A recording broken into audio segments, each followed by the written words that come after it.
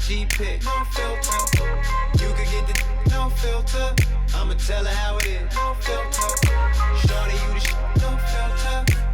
IG pic, no filter. So Yemisi, I wanted to have you here and kind of talk about a few different things. Definitely a little bit about if you could take us as listeners and those who are watching as well into a little bit of behind the scenes of what it means to be in that White House press office. Again, so many people's experience here is that forward-facing shot. The press secretary, sometimes the president or various guests will come up there and answer questions. So many major announcements around anything that the United States or the president is doing. And then we kind of sometimes see the reporters and so forth. But I think now we are moving into this new administration with Trump and J.D. Vance, and they're kind of running it maybe a little bit different than how you read it. But I would say my first initial question there is like, what is a typical day to prepare for that moment of a White House press briefing look like? Mm-hmm. Well, I would say that regardless of any administration, a lot of prep goes into a White House press briefing. And regardless of who the press secretary is, I can guarantee that press office staff is working to make sure that by the time the press secretary gets on podium, they're ready to go. For us in the Biden-Harris administration, our first meeting of the day was at 7:30 a.m. And you were expected to kind of have readouts, right? Like what had happened while we were asleep, what was happening at the top of the news cycle, what was Morning Joe talking about, Fox and Friends, things like that. And then there's the expectation of what are the things you're going to be working on and tracking down so that by the time we get to the press briefing, which typically, for those of you who don't know, happens around in the 1 o'clock or the 2 o'clock, what are you going to track down and have ready by that time? And so we really made sure to cover the news of the day in the morning. Then as we go through the day, we just make sure that we're staying on top of all the goalposts that we had set in that first morning meeting. And of course, this doesn't even take into account the things that the press office is working on outside of the press briefing. If the president has an event that day on the South Lawn, or he has a world leader that he's meeting in the Oval Office for a bilat, we're also working on the press logistics and operations for that as well. So there are so many things intertwined through the day. He might have a meeting that pops up that we'll then have to do a readout about at the podium. When you say readout, break it down for the. Well, listen. I think I know what it means. Yeah, so the president has a lot of meetings, and not all of them are public. His day is stacked from morning until the late afternoon. And you might see one meeting, and you might see a scrum of press rushing in and shouting questions at him, things like that.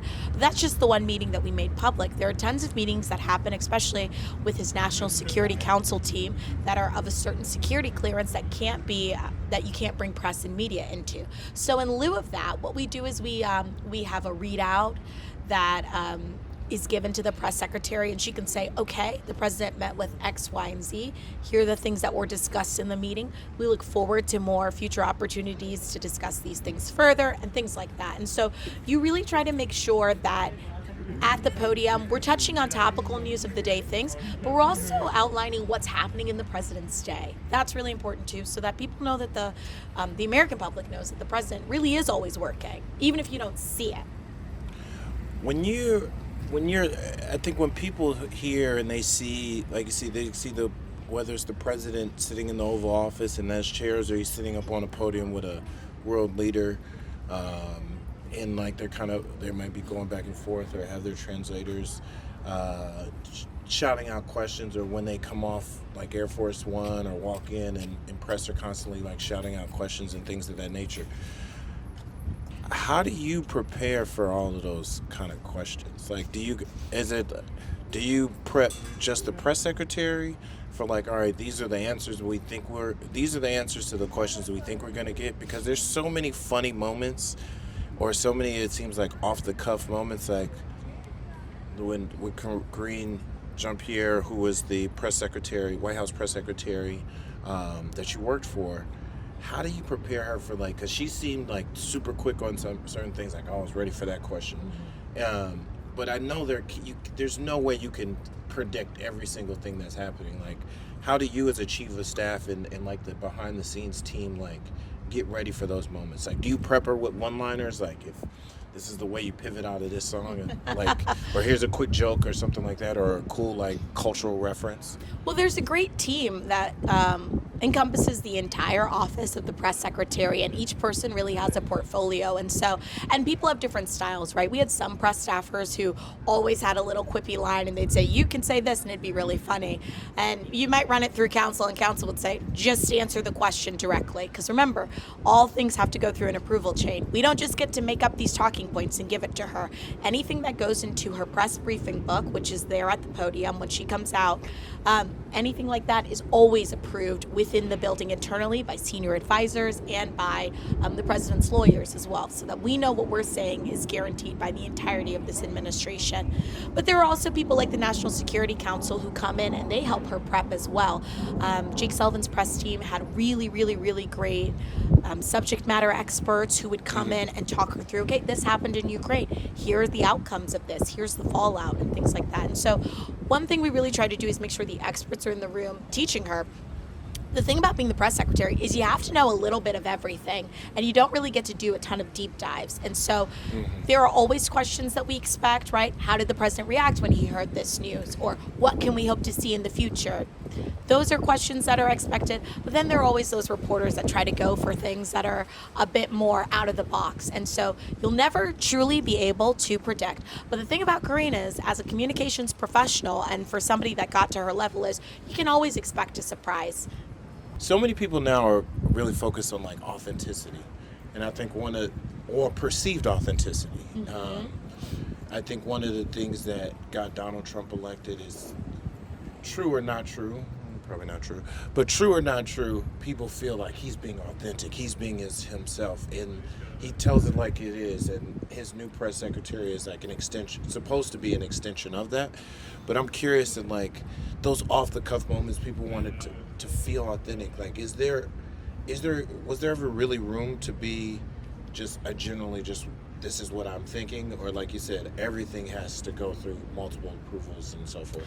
I mean, look, President Joe Biden is a white man in his 80s, right? And Karine Jean-Pierre is a black woman of Haitian descent, of immigrant parents born outside of the United States. And so there were some topics that would touch on the intersection of race, that would touch on what it means to be a black woman, that would touch on immigration, especially concerning Haiti. And those are moments that she could really take some liberties and inject a lot of personal identity. And the great thing about President Joe Biden is that he hires people of diverse backgrounds so that can happen. So you can tell perspectives, right? When we were talking a lot about immigration surrounding Haiti, she was able to talk about what Haiti means to her, what it means to be Haitian. And oftentimes she would do that from the podium, and it really, really made for powerful moments and good reminders that yes, she is a spokesperson, but at the end of the day, she's a human being with her own experiences as well.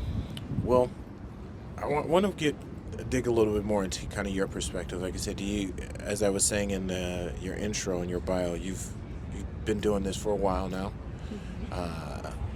You're a millennial.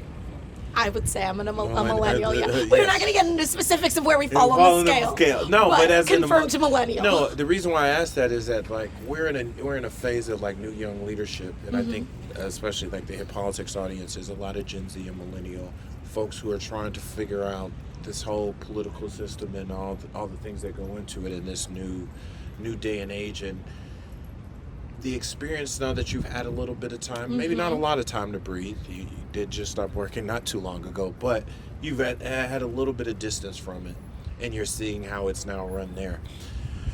So a couple questions I want to ask. First is like, what's your perspective on what it meant to have like diverse voices in the media, like, and what the future of that diverse voices at that platform level of the White House? I asked that about your thoughts of like that the diversity of the media, not just racial diversity, but maybe in terms of political leanings, that diversity, in terms of regional diversity. There's so many different people who now get have their own little tribes or their own little bubbles of like the media that they trust.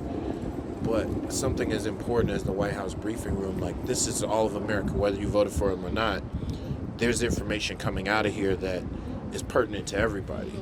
And so there, to me, I'm a firm believer that you need a full diversity of media, not just the kind of traditional NBC, ABC, Fox, and a few other like those legacy media places. What is your thought process now that you've had time to sit back a little bit and think about that, on like what it was like, the diversity of media, the need there, and where that future of like continuing to have diverse media looks like at the White House? Well, I think for us, look, there are only so many seats that can exist in the White House press briefing room. And what a lot of people don't know is the administration doesn't determine who sits in what seat. The White House Correspondents Association, that is their business. They handle who sits where and in what seat. And so, yeah, the first row is going to be your Fox, your Associated Press, your like NBC News. But the good thing is also there's plenty of room at the sides. There's plenty of people who share outlets that share like seats and things like that, and they like might switch off every week. And so we are trying to work within the system that was already created, right? You come, every administration comes in and they work with the White House Correspondents Association to like create a very productive press briefing. So tell me about that. You mentioned the White House Correspondents Association. I don't think a lot of people understand who gets to be there. Like you said, there's only so many seats in that room. I've seen the room. I think you can probably go online and get a picture of the room. It's like a very small classroom. Very small. How many? Yeah. Do you know how many seats there are? It's like 40. I'm gonna say maybe close to 50. Like 40 or 50 seats. Is every seat a different outlet? Every seat is assigned. You don't just get to go in and sit anywhere. And in fact, if you look at the seats, there are gold plates on it that say the network or the outlet. So you don't. But different people from those outlets could sit in those, potentially sit in those seats? Yes, every network has a rotation, right? So like CBS might have Ed O'Keefe one day, Ouija the next. Like same with NBC, Kelly O'Donnell might have.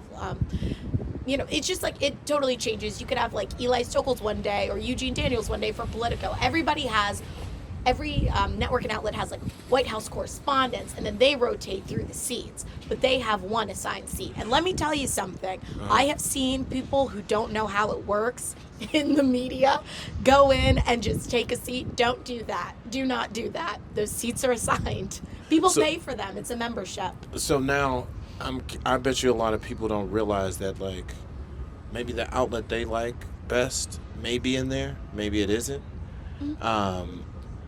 What's like you said, what's that process for media outlets to be able to cover the White House? Right. Well, everybody can apply for a membership with the White House Correspondents Association, but outside of that and their kind of like operations process, every person in the media is allowed to come to the White House press briefing room. Look, established members of the media and people that kind of pass the clearance with the security, Secret Service get a certain badge. For us in the Biden-Harris administration, it was gray badge. If you're a gray badge, it denoted you as a member of the press.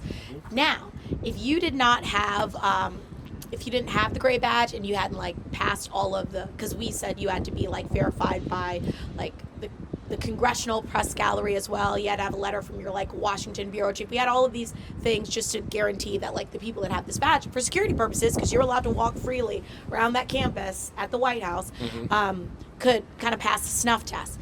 Now, if you were somebody that didn't do that, or maybe you were a foreign national, because I don't think foreign nationals could get the gray badges. But foreign press would come. Foreign press would come all the time. But like, foreign press has the gray badges, but a lot of times foreign nationals, for like if their president or something was meeting at the White House, they would want to come and help cover it. And they're always welcome to come. You would get like a pink badge and it would just say escort required. And then somebody from our press office, one of our press assistants, would just go out to the press gate, grab you, and escort you to the press briefing room. So anybody who considers themselves a member of the larger media is allowed to come to the press briefing room. But everybody doesn't pass this muster to actually get the permission? Because I think to get the gray badge, to walk unescorted. That's it.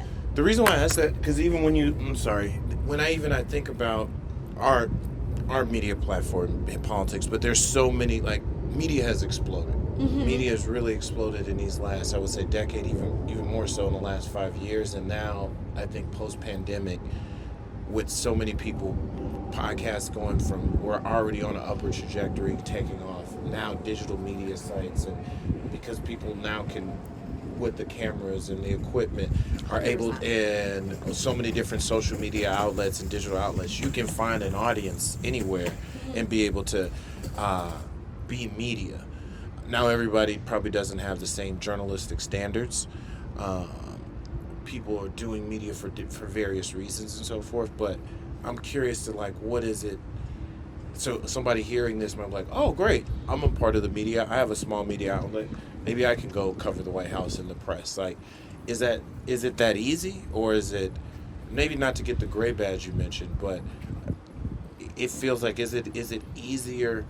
Is it easier now than you thinking before for new media, independent media, podcasters, all these places to be able to have access to the White House and other, like, high level political, like, legacy spaces? Well, I don't know so much if it's just easier or that there just are more new media folks coming up, right? I don't know if, like, the first iteration of the Obama administration really had to contend with so many outside requests, apart from, like, establishment media trying to come to the press briefing room. And now, you're right, you do have so many young people who have platforms on YouTube, you have, like, TikTok journalists, things like that. There's so many folks who have a desire to kind of come and, like, participate in the arena of politics, and one of those big arenas is the White House press briefing room.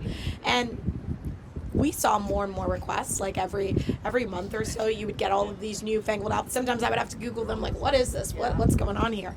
But yeah, everybody has an opportunity. And look, a lot of times what people don't know is if you do an event on the South Lawn, right, with the president, and you have a lot of media come, those things are considered open press events. And so even for those things, right, you would have, like, so many smaller outlets that would come and cover, like, large scale, like, events like the 4th of July, the, like, Black Brunch that we did for the administration, the Easter egg roll, things like that. And so there've always been opportunity for outside media to engage with the White House. Another thing I'm curious at, like, now, like I said, we're transitioning from one regime or one administration to another. Yeah, let's not say regime. Let's not. Yes, yes. That has one administration to another. But that the power of that pulpit, like, the power of that like that podium, not pulpit, thinking church, but the power of that podium is so.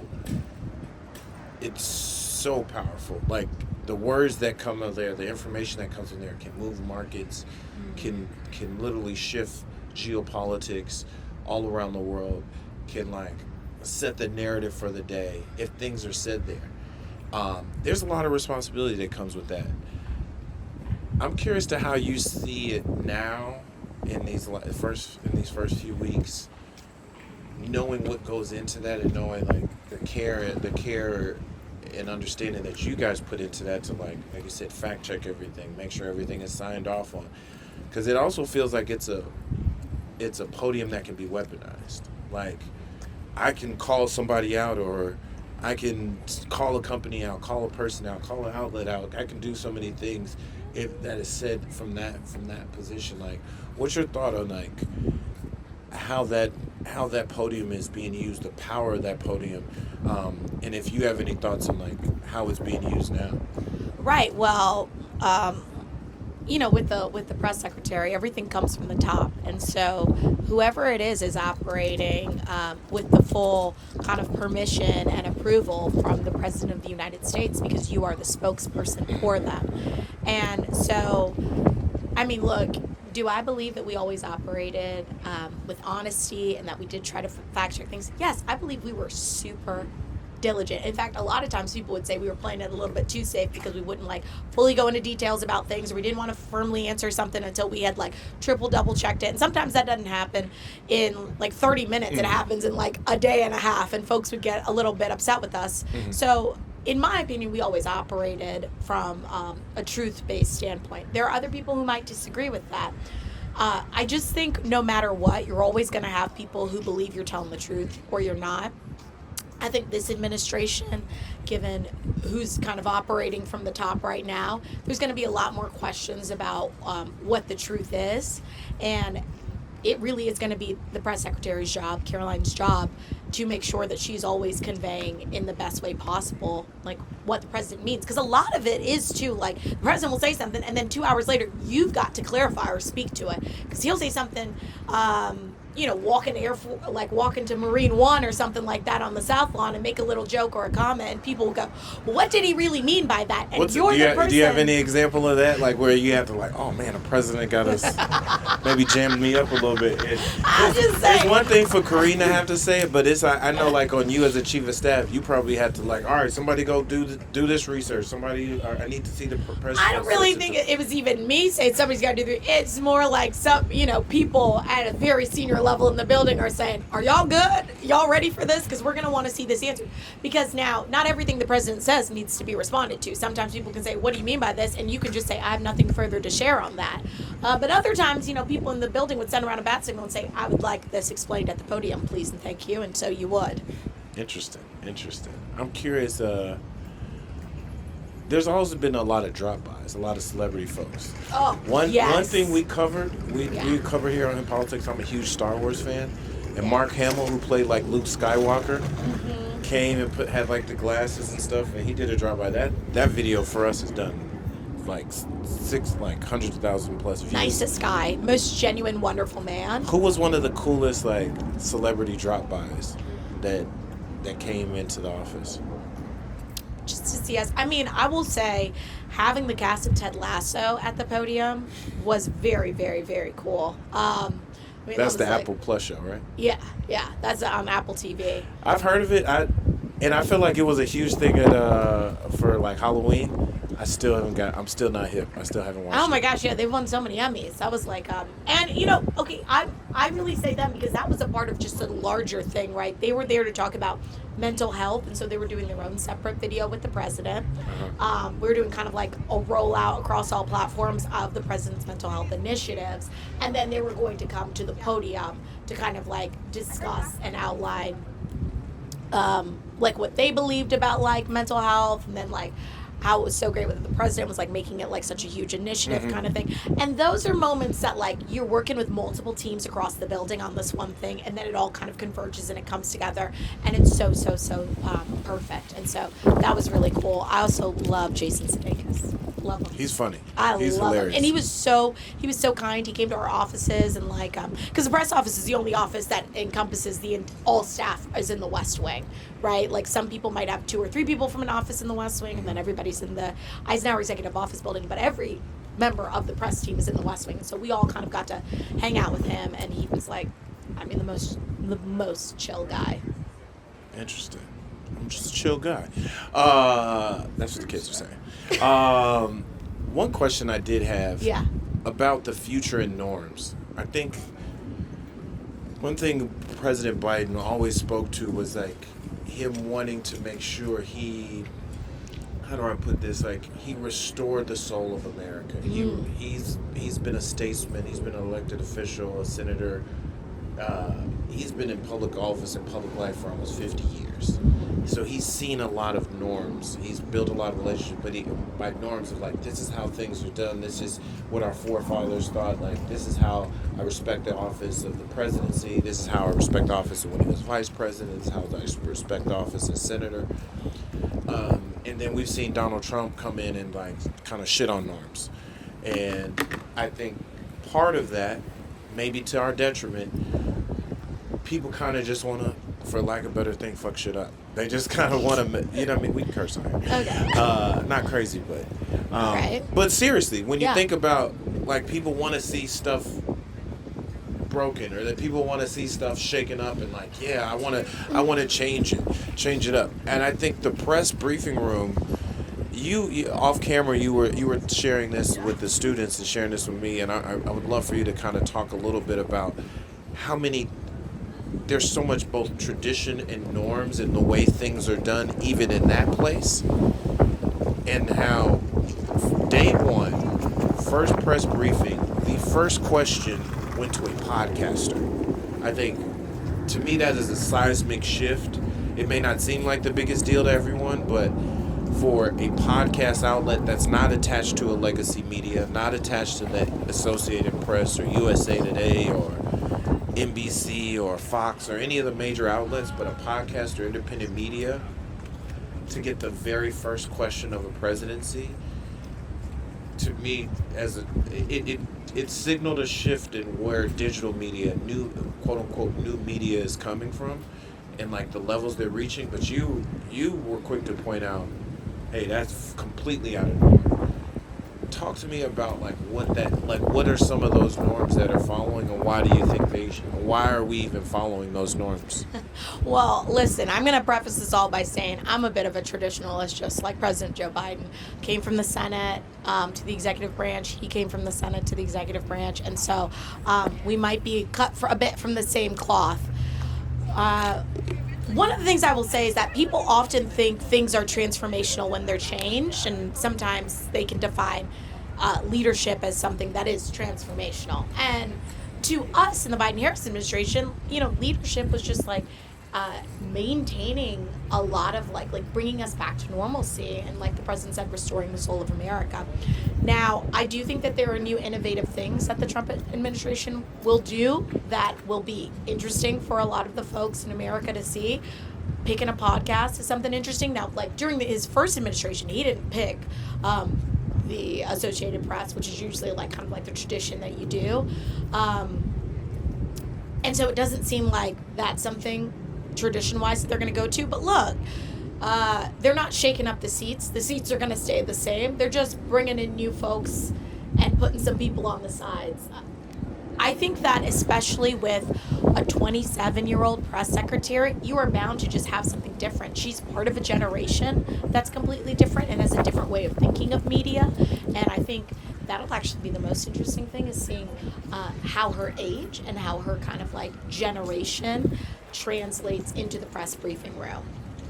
Is it, one thing I'm scared of is that a lot of black and brown voices may get silenced on that level. I think something that I can attest to this because I was there firsthand and saw it, and even saw after I left the White House, I saw it even take to another level of like how much black media, how much Latino media, Asian media, like how much diverse media that focuses on those demographics and audiences were given opportunities to not just at the black event or not just at Hispanic Heritage Month, but right, consistently given those opportunities. It scares me that a lot of those outlets may not have those same opportunities moving forward. Maybe, I mean, you got to give folks a chance to prove me wrong. But what do you see as like the future? Like, what is something we should be wary about? Like, if certain media outlets don't have access, what could that mean to the information that people are going to be getting? Well, I think one thing that the press briefing room is just going to have to work on in general is how you reach the outside public. That was one thing that we were always thinking about. Look, the people who watch the White House press briefings are political nerds, right? It's like, it's inside the Beltway, as we say. It's DC folks, it's journalists, it's lobbyists, it's people like that. It runs on C-SPAN. The way that the press briefing room has circulated and reached wider audiences is when it's clipped, when it runs on like networks and things like that, because the press secretary has an exchange, a little bit testy exchange with a reporter or something like that. It's clipped and it's put on TikTok. And so for a lot of like these black and brown outlets and my minority media, I wouldn't stress the press briefing room as being your be-all end-all. There is so much that you can access at the White House without having to like stand in the press briefing room. Mm-hmm. Look, I just can't say for sure if kind of minority media is going to get really a foothold in the door with this administration, unless it aligns a certain way. But the great thing about the kind of multiple platforms and even this rise of podcasting and things like that is you don't have to stand in the press briefing room to kind of address political issues anymore. No, you're right. Last couple questions, or last thing to point, I'm curious. You're a black woman, strong black woman. You worked for a black woman. Mm-hmm. Even though you supported the president, you're part of the administration that had the first black woman as a vice president. Talk to me about like what that felt like, and the inspiration you may have drawn, or the kind of courage that you may have drawn, because to see so many of my brothers and sisters at places that I know for a fact weren't there, like Obama, we kind of kicked in maybe a sprinkling in Clinton years. George Bush, no. Under Obama, you saw a lot more, but even then, I would say, and it's kind of facts. Joe Biden had the most diverse cabinet, the most diverse like administration. I mean, we really kicked in the door at every level, from interns all the way up to secretaries and undersecretaries and all. But specifically to be able to work in the White House, and knowing where your family comes from, talk to me what that means. So that's to me the true American story. But I'm curious of if you found any inspiration there to be able to who you worked for specifically, and to be able to have a role like that. Yeah, I mean, I have to say, it was very cool to work for not just a black woman, but a black woman with an immigrant experience. I mean, I came to the States when I was a very young girl. My mother's Jamaican, my father's Nigerian. When my father got his citizenship, one of the first things we did was a trip to Washington, D.C., and I did a kind of an East Wing tour of the George Bush White House, and I thought, wow, this is incredible. I didn't think that kind of people, we talk about the American dream, but don't actually think that you get to do these things. And so kind of working my way up through Washington and ending up in the White House and getting to see the day-to-day operations of the White House. And at the end of the day, it's just an office. It's so funny. It is that you make copies, you send emails, it really operates. It's just like a functional office. No, don't play it it's the office. See, that's that DC, and you're it's just an office. It's just an office. Nah, man. You're not going to get away with that. Yeah, I walked in every day man, I'm in the White House. I walked in every single day with a little bit of, even on the hardest days, with a little cheese on my face. I didn't expect to be here, but while I'm here, you're right. It is a job to be done. It's probably one of the biggest jobs to be done, and you're part of a machine to get that done. But I'm just curious, if that... Like I said, knowing your, an immigrant story, being able to, like you said, Jamaican and Nigerian parents, and then to be able to work for, like I said, a Haitian American woman, it just so many different things. I think so many other people can see themselves in you and her, and so many other folks who are in these big, high profile positions. I want to end it off here. It's what would you tell people who are trying to find their way, specifically in political careers around communications and media and press? How do they? Because I think the doors and the possibilities are endless now, but people still need a lot of direction. And I think you being, like I said, being a millennial, somebody seeing you've already reached this, because you've got so much more to go in your career. What kind of inspiration or advice would you give folks who may want to follow in your footsteps or do something similar to what you've done? I would say get in where you can fit in. I think a lot of times people see, and I have a lot of people reach out to me on LinkedIn, DM me and things like that, and they go, well, I want to do this. I want to do this job. And I go, well, yeah, but I did this job after 8 years in D.C. I did this job. I came to D.C. with 2 degrees, and I took a job working the front desk for a senator making $31,000, just answering the phones. And I did that for the Senior Center of Virginia during a time that Charlottesville had happened. And that was my really first foray into politics and the swirl of it all. And I just grinded. And so if you are ready to work, and if you're ready to take the opportunities that are given to you out of a spirit really of humbleness and I'm ready to jump into this, and you understand that you've got to take the steps, you will succeed in this city. I'm in the city, well, not in this city, but in this DC, industry. In this industry, right? Because politics is everywhere now. Yeah. While we a lot of things center in D.C., I think we'll see the power is in the people. I think that's one of the things we have for those who work on the federal level, work out of D.C. a lot. We got to get out of, we always say, got to get out of the bubble to realize even though a lot of our traditions and the power centers are there, I really think of like the power now is like spread throughout the country. Yeah, and Power's in the people. it's crazy to think about like our network and all the people that we know who live in New York, LA, Chicago, all these places, and like I really think if you value the relationships that you make within politics and you don't treat them as transactional, you treat everybody like a human being who is worth something. It'll always pay forward. I mean, I've always really, really, really valued the relationships that I've made. You know when to prune, you know what to grow, and like people really treasure that. Oh, that was a gem right there. Know when Okay. to prune, Know when to grow. You know, you gotta know when to let people go, but also like grow with some folks. No, So, you're right. Well, it's been a pleasure growing with you. Thank you for your time. We can't get you out of here. We used to do top 5, something related to hip hop. Then we used to do a Super 7, which was big. But I think we are now in the ages of either the big me or the big 3, as Kendrick said. So Okay. give me your big 3. Cause where'd you grow up? Georgia. In the South. Mm-hmm. Give me your big 3 favorite Southern hip hop artists. Your big 3. Okay. Lil Boosie. Why are you laughing, Boosie? Little Boosie badass. Why are you laughing? Because Like, people will look at you like, yeah, problematic and all. I know. I'm sorry, y'all. Don't be sorry. Listen, I want him to be quiet too sometimes, but it's gotta. I mean, he's just got something in him. He's fantastic. Andre 3000. Okay. Always. Okay. And my final. I'm gonna go with Chingy. What? Did you just say Chingy? I did just say Chingy. Because that's what 13-year-old me would say. And Chingy, yeah. bruh. Shout out. He's Shout low out. key's the Midwest. He's not St. Louis, but I guess I'll let you get away with that. That's just off the strength that you remembered it.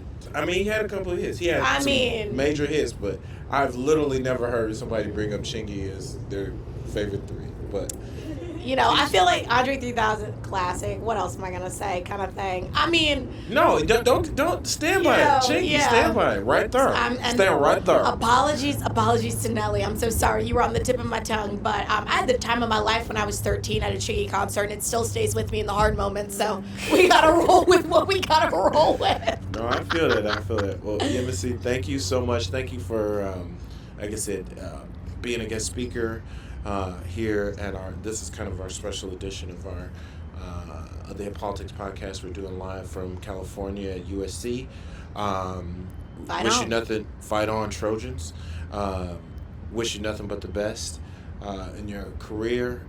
Please, you're welcome back to the platform anytime in the future. I know we may call on you to kind of decode some of the things that are going on in this press and media world, and new media. But just thank you again for the gems. Thank you for the inspiration, and thank you for your time. All right. And with that, we're out. Peace. Chingy out. Bye.